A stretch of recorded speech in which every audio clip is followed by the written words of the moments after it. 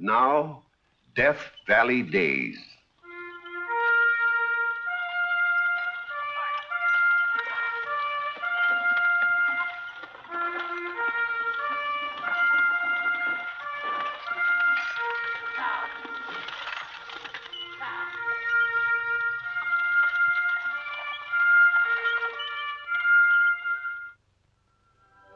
Howdy, folks. I'm the old ranger, and I have another interesting true story for you about the historic Death Valley country. As a boy, I used to hear this story from old-timers who had been there in the old camp of Bodie when it happened. They knew Charlie Bates well. It was a tantalizing story because it had no end. Always wound up with the same question mark. Then a half a century later, the truth came out. So let's go back to the summer of 1880 and the day of the Miners' Union picnic, which marked the beginning of what was to remain 50 years of mystery.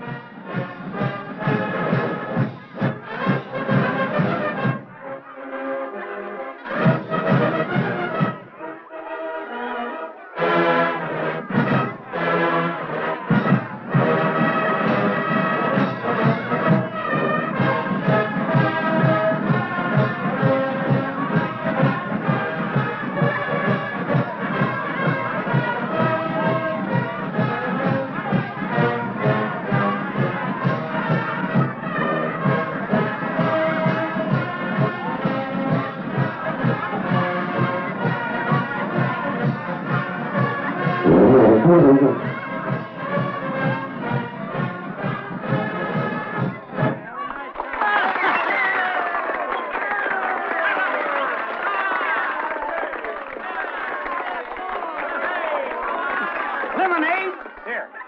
Why, sure. Hey.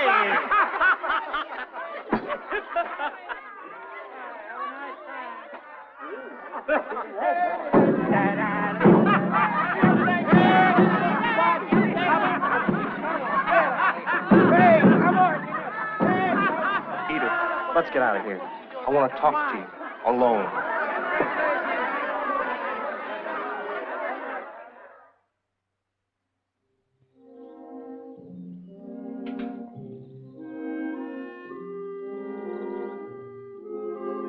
Far from the madding crowd. The what? It's a quotation out of a book. You do a lot of reading, don't you, Charlie? Got a lot of time on my hands nights as watchman at the mill. Well, I'm glad you put it to good use. What I do most is think about you, Edith.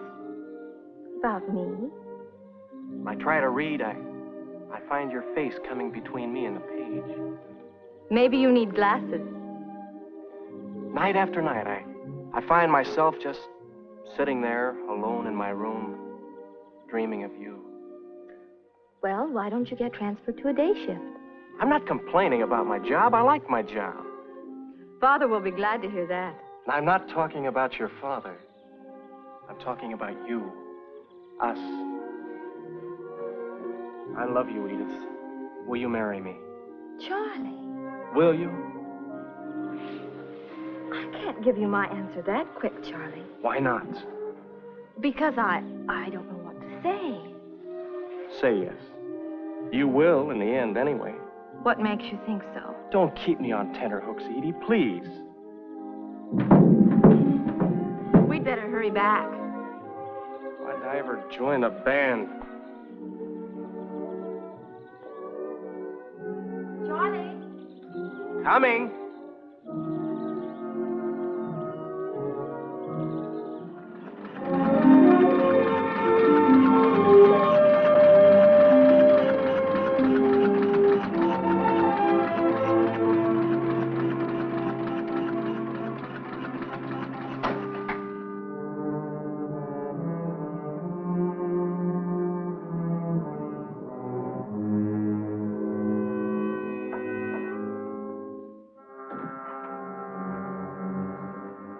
Standard mine, 4 bars of gold bullion, 1,550 ounces each. Till you come to heft them. Then they weigh hundreds of pounds.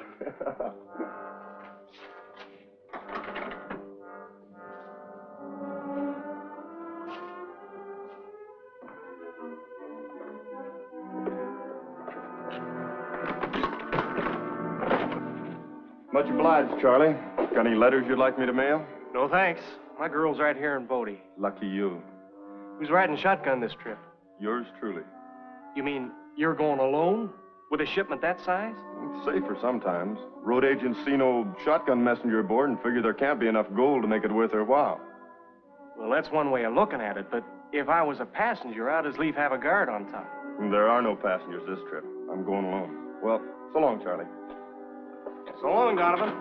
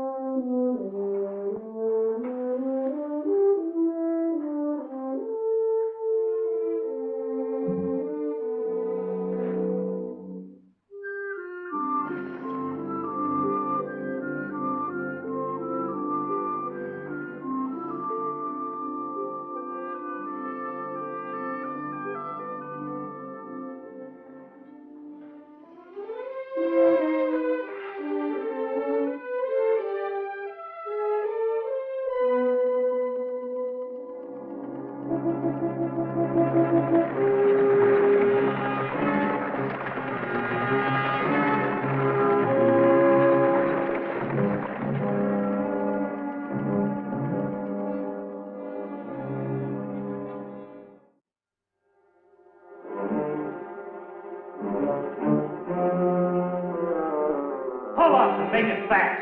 Great Scott. Abandoned. Whoa there. Whoa. Tie up those lines. Now fork over. There ain't nothing aboard but mail bags. You're lying. Toss down the express boxes. Dang fool, going for your gun. Next time I'll do more than wing you. Now toss down the boxes. Don't make me wait all night. I only got one arm.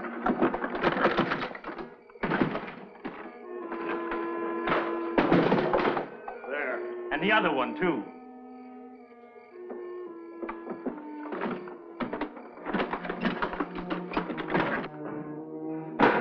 You'll never get away. Now get going. And keep going. Get out. Get out of here. I told you, Donovan, you shouldn't go alone. Donovan? Donovan?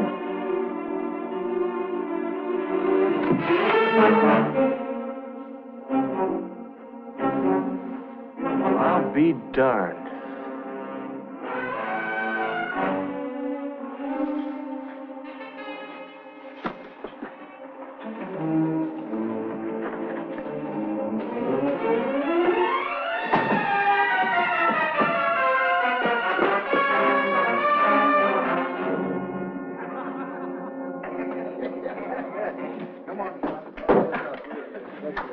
Hey, the stage has been held up. What stage? The one that left here this evening for Hawthorne. Had a shipment of more than 100,000 aboard. Where'd it happen? Who was driving? How'd you find out?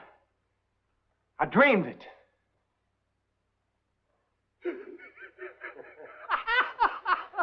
For a minute, we believed you, Charlie. No, it's true. It happened about a quarter of an hour ago. What did? The holdup. Donovan got shot in the arm reaching for his gun. Oh, come on, Charlie. What are you giving us? He's drunk. I haven't had a drop. I've been sound asleep in my room since 10 o'clock. Say, Charlie, did you enter the pie eating contest at the picnic? No. Well, something sure gave you the collywobbles, busting in here half dressed at this hour of the night. You know what time it is. It's almost 1:30. Charlie, the stage is already in Hawthorne, and the gold bullion locked up in the Wells Fargo office. So real. I heard every word they said. Heard the thud of the strongbox when I hit the ground. I better be getting back to the mill. Well, what do you know? Dreamed a stagecoach hold up and really thought it happened. You'll have a hard time living this one down.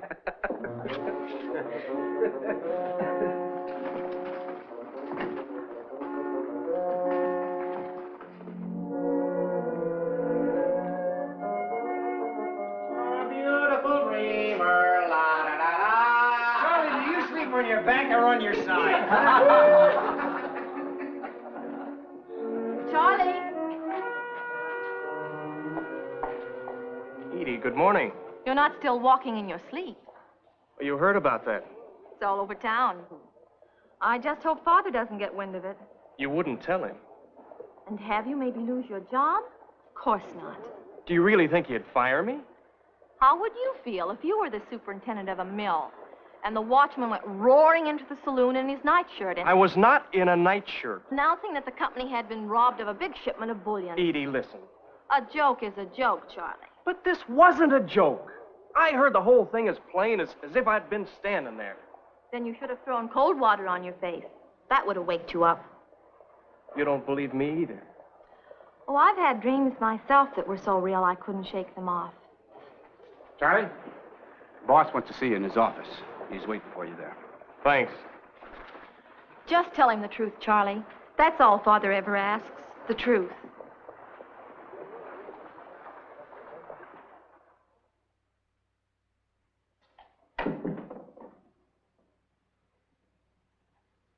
You wanted to see me, sir? Sit down.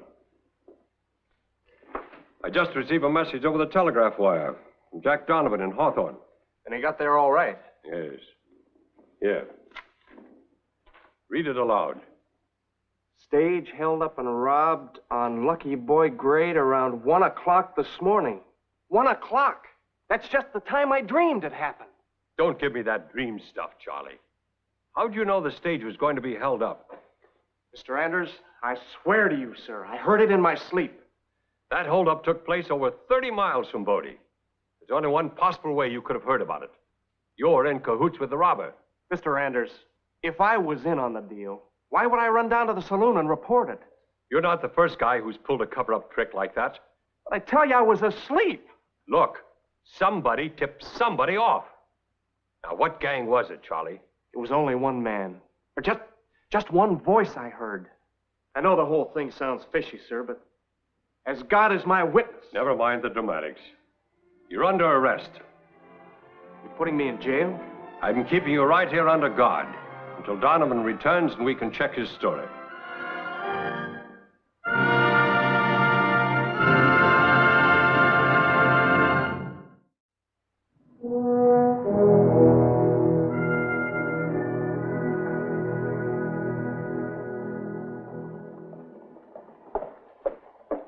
Ain't allowed any visitors, ma'am.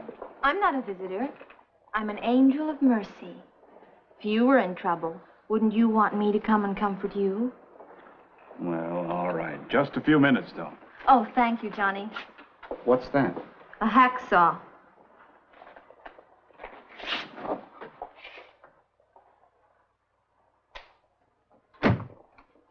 Edie. Charlie, you poor darling. Have you heard anything? Is Donovan back yet? No. I brought you some calf's foot jelly. What? Calf's foot jelly. It's what they always bring invalids and criminals. Don't say that, Edie. I'm not guilty of anything. I had no more to do with that holdup than your father did.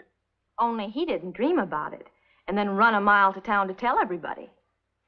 I was a fool to run off half-cocked that way, but it was so real. Like I was standing right there on the ground. Do you always have such vivid dreams, Charlie? None that ever landed me in trouble before.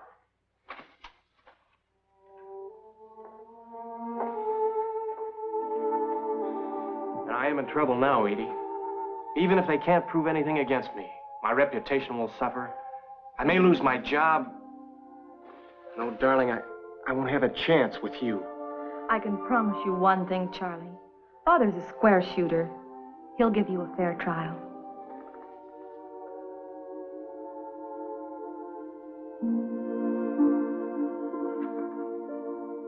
mind, Charlie. You need to stay, Deputy. Hi, Donovan. Hello, Charlie. How's the arm? Coming along. I purposely waited till you were both together, Charlie, before asking Donovan any questions about the other night. Or telling him anything about your part in it. His part? It's not what you think, Donovan, I swear.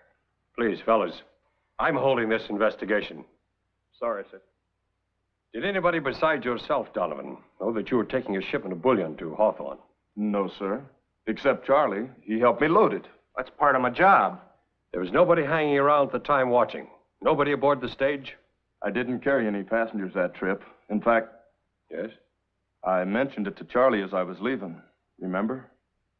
He asked me who was riding shotgun, and I told him nobody. I was going alone. I see. This was a regular run? Sure. I picked up the mail bags and started down the canyon just as it was getting dark. Everything went according to schedule until I reached the Lucky Boy grade, around 1 o'clock in the morning. That's exactly the time I had my dream. You go on from here, Charlie. Somebody ordered you to pull up, and you did. Sure. He had me covered. He told you to drop the lines. Then he said, fork over. You said, there's nothing aboard but mail bags. That's right. I hoped I could bluff him. Then he said, you're lying. Throw down the express boxes. By gosh, you must have been hiding behind the rocks. I was right here on Bodie, asleep in my bed. Go on, Charlie. The next thing there was a shot. You gave a grunt of pain. He said you were a dang fool to think you could beat him to the draw. How in blazes do you know all this if you wasn't there? I heard it. In my dream.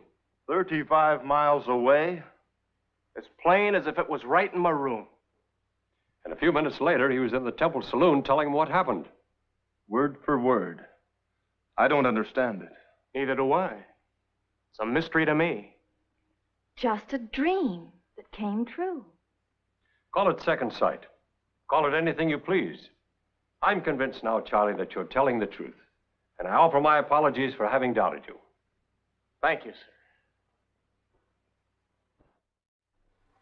God darndest thing I ever heard of. He's what you call clairvoyant. He can see what ain't there and what's where he ain't. You mean that while he's on duty at the mill, that he can tell what's going on down here? Oh, heck, he can tell what's happening the other side of the world, if he puts his mind to it. Gives me the willies. I always knew there was something out of the ordinary about you, Charlie, but I never dreamed you had second sight.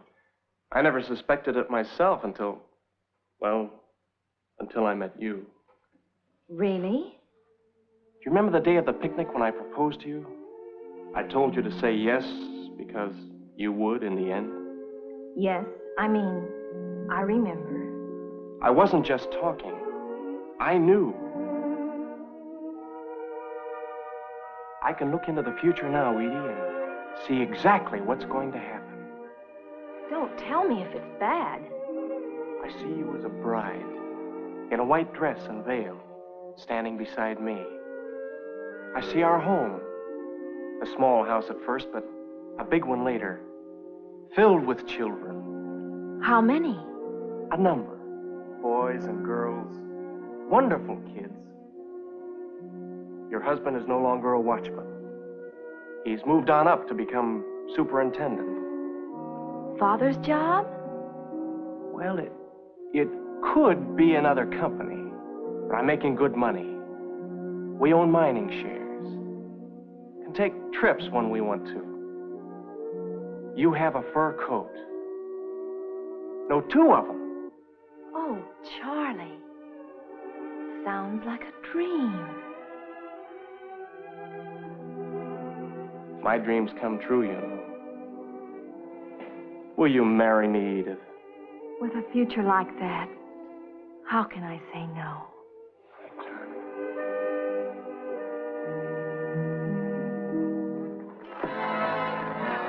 You're the most beautiful creature in the world. I hope you'll always think so, Charlie. Want me to prophesy? You'll be just as lovely on our golden wedding day.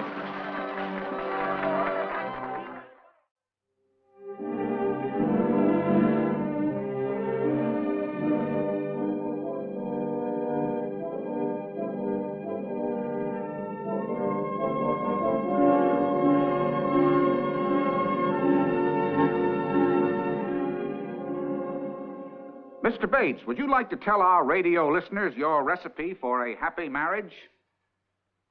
Just pick out the right girl and stick with her. What do you say, Mrs. Bates? Well, everything turned out exactly the way Charlie said it would. Even to her being prettier than ever on our golden anniversary. A man doesn't have to have second sight to see that. But what about this reputation you have, sir, for divining things? Well, that goes way back to our days in Bodie. Don't ask me to explain. It's one of those stories that's been put down in our family as an unsolved mystery. Well, it's certainly no mystery that you are a mighty happy couple. And I'm sure our friends in the radio audience join me in wishing you many more years together. Thank you. Thank you. Ladies and gentlemen, this concludes our special broadcast from the home of Mr. and Mrs. Charles Bates on the occasion of their golden wedding anniversary. We return you now to our main studios.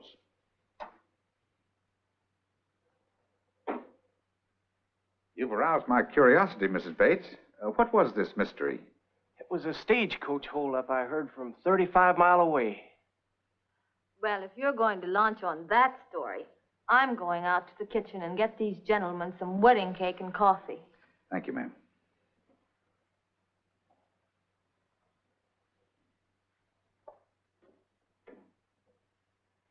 When I woke up, I could hear their voices like they were still talking right in my ear.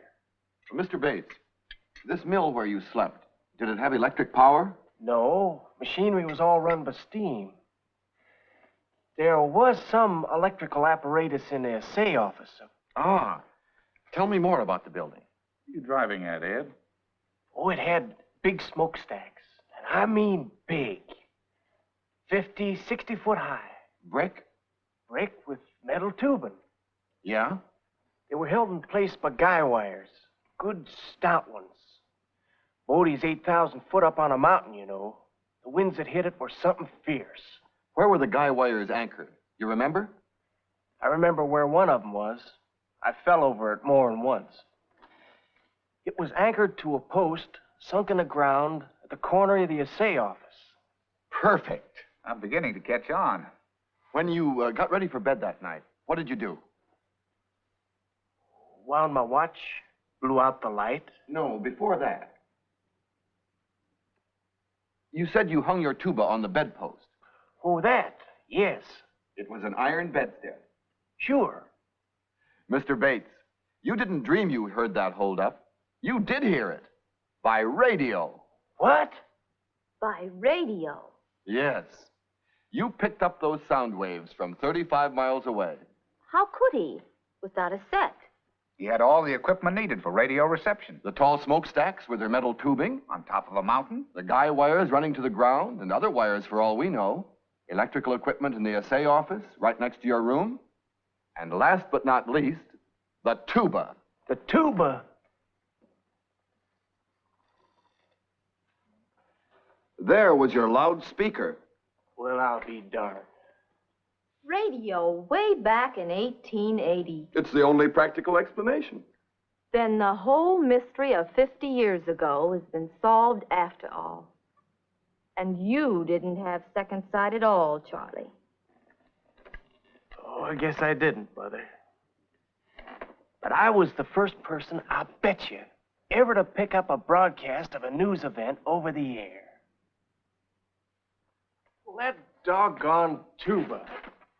Give her here. See if I still got my wind after 50 years.